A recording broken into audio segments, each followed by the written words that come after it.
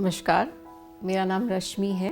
मेरा एक बेटा है जिसे ऑटिज़म है। तो मैंने देखा कि उसे सीखने में, अपने वातावरण में फिट करने में, अडैप्ट करने में काफ़ी दिक्कतें आ रही थी। जब ये बात स्कूल में आती थी कि कोई भी सुविधा मेरे बच्चे को देने से उसे अनफेयर एडवांटेज मिलेगा दूसरे बच्चों के प्रति, तो मैं चुप हो जाती थी। लेकिन फिर मैंने जाना एक ऐसी बात के बारे में कि समान अधिकार होने के लिए हर कुछ समान होना ज़रूरी नहीं है। जैसे कि उदाहरण के तौर पर अगर मैं कहूँ तो अगर मुझे दूर कुछ लिखा हुआ पढ़ने में तकलीफ़ है या ब्लैक बोर्ड पे अगर कुछ लिखा है और वो मैं नहीं पढ़ सकती बिना चश्मे के, तो चश्मा पहनने का अधिकार होने से मेरे लिए कोई अनफेयर एडवांटेज नहीं हो जाता। तो इसी तरह से अगर हम समानता को देखें कि समान अधिकार ऐसे दिए जाएं ताकि जिनको जैसी ज़रूरत है वैसा उनके लिए वैसी सुविधाएं मिल सके, ताकि उनके अधिकार समान हो सके। जैसे जैसे मैंने अपने बच्चे की ज़रूरतों के लिए वकालत करना शुरू किया अलग अलग क्षेत्रों में, वैसे वैसे मैंने उसके अधिकारों के बारे में जानना शुरू किया, सीखना शुरू किया।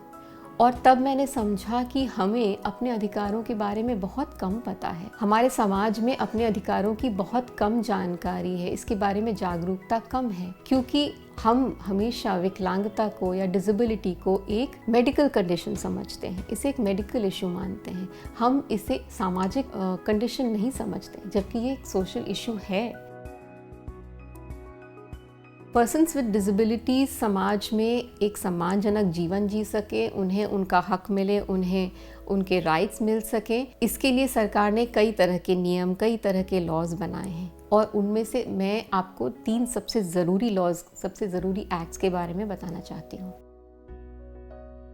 सबसे पहले जो है rights of persons with disabilities act of 2016, इस नए राइट में 21 टाइप्स ऑफ डिसेबिलिटीज़ को रिकग्निशन मिला है। इनमें है autism spectrum disorder, specific learning disabilities, डिटॉफिज्म है, मेंटल रिटार्डेशन को अब इंटेलेक्चुअल डिसेबिलिटी कहा गया है, एसिड अटैक सर्वाइवर्स को इंक्लूड किया गया है, 3 तरह के ब्लड डिसऑर्डर्स इसमें इंक्लूडेड है, पार्किंसंस डिजीज़ इंक्लूडेड है, और भी कई तरह की डिसेबिलिटीज़ हैं जिनको पहले रिकग्निशन नहीं था। इस राइट के अंदर ये भी प्रावधान है कि जो संस्थाएं या जो पर्सन्स विकलांग लोगों को या पर्सन्स विद डिसेबिलिटीज़ को उनके अधिकारों से रोक रहे हैं, उनके अधिकार नहीं दे रहे हैं, उन पर कार्रवाई भी की जा सकती है। RPWD एक्ट में UDID कार्ड का प्रावधान है, इसकी शुरुआत की गई है। UDID कार्ड यानी कि यूनिक डिसेबिलिटी आइडेंटिटी कार्ड। ये कार्ड इस मकसद से शुरू किया गया है कि इस कार्ड के ज़रिए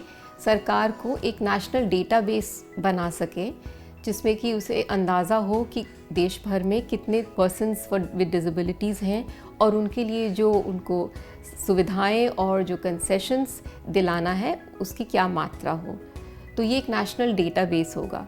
लेकिन फॉर पर्सन्स विद डिसेबिलिटीज़ ये कार्ड एक बहुत ही ज़रूरी और बहुत ही फ़ायदेमंद कार्ड है, क्योंकि ये एक एकमात्र आइडेंटिटी प्रूफ हो जाता है डिसेबिलिटीज़ का।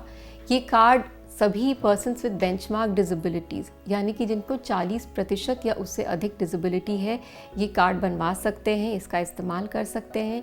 ये कार्ड चूँकि सरकार के द्वारा इशू किया जाता है, इसलिए पूरे देश में लागू होता है। और इस एक कार्ड के ज़रिए, इस एक डॉक्यूमेंट प्रूफ के ज़रिए सरकार द्वारा दी गई विभिन्न तरह की रियायतें और कंसेशंस और स्कीम्स का बेनिफिट पर्सन्स विद डिसेबिलिटीज़ ले सकते हैं। National Trust Act for Welfare of Persons with Autism, Cerebral Palsy, Mental Retardation and Multiple Disabilities, ये एक्ट 1999 में लाया गया था। और इस एक्ट में कई तरह के वेलफेयर स्कीम्स हैं फॉर पर्सन्स विद डिसेबिलिटीज़। एक स्कीम खासकर है जो पर्सन विद डिसेबिलिटी और उनके परिवारों द्वारा डायरेक्टली इस्तेमाल की जा सकती है, इसको अवेल किया जा सकता है, वो है निरामया हेल्थ इंश्योरेंस स्कीम या मेडिकल इंश्योरेंस स्कीम। ये एक मेडिकल रीइंबर्समेंट स्कीम है for persons with disabilities and there families, और ये कवर करता है थेरेपीज़ और छोटे मोटे सर्जरीज़ जो पर्सन विद डिसेबिलिटीज़ को करानी पड़ती हैं, या जो day to day medical expenses होते हैं फॉर पर्सन्स विद डिसेबिलिटीज़, ये उन सब खर्चों को कवर करता है।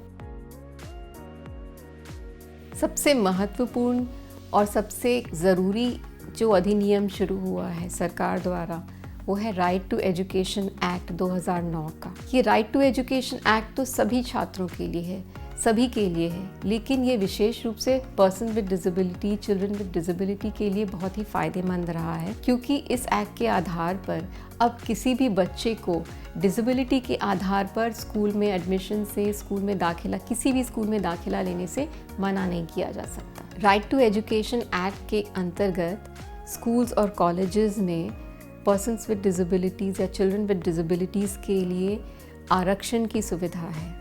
उनके लिए सीट्स रिजर्व्ड होती हैं। दूसरे, उनके लिए स्कॉलरशिप होता है स्कूल्स में भी और कॉलेजेस में भी, हायर एजुकेशन इंस्टीट्यूशंस में भी। क्लासरूम में कंसेशंस होता है, करिकुलम में कंसेशन होता है, बोर्ड एग्ज़ाम में कंसेशंस मिलता है इन बच्चों को।